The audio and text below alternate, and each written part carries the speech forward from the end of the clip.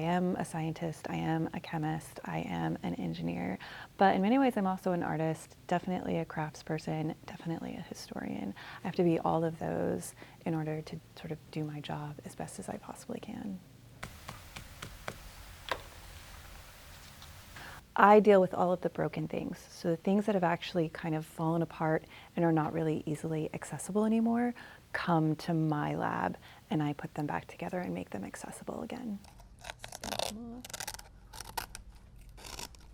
The sort of most extreme type of repair we can do, we can take a book apart, we can wash it in water, we can repair all of the tears. I can sew it as it was originally sewn, and then I can put it back in its original binding.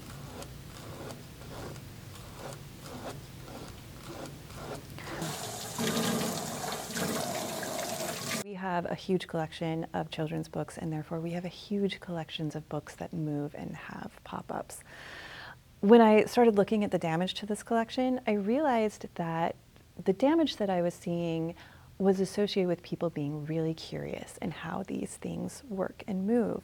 And I really like to cater to curious makers. I want that accessible.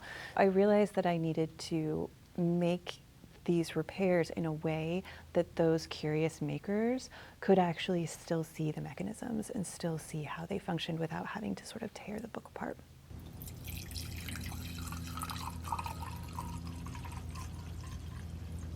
When I tell people that I fix books, they think of me as a historian or they think of me as a librarian. In reality, I'm more of a scientist working in a librarian field. I have microscopes, I have, Pyrex measuring jars and all of the chemicals to do all the stuff that I need to do, and it's really fun.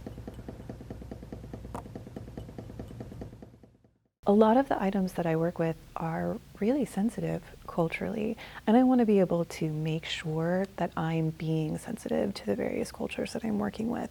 We have a very large Judaica collection. I always make sure that when I work on those books, all the sort of new materials I'm working with are kosher.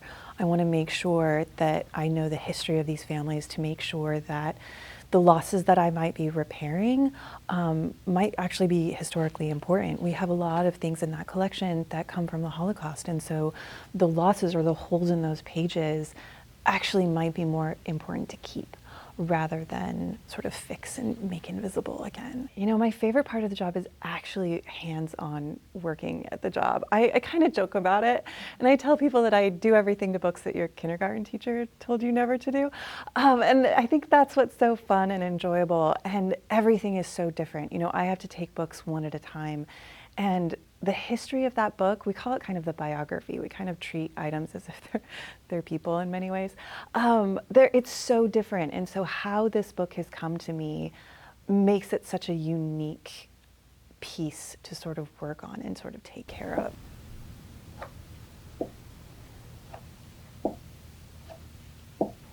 One of my old bosses used to say that we make things look as good as old, and that is absolutely true. We try and keep all of the material and all of the original items as much as possible because each little aspect of the book tells that biography, tells that story of that book, and is really important for the historian.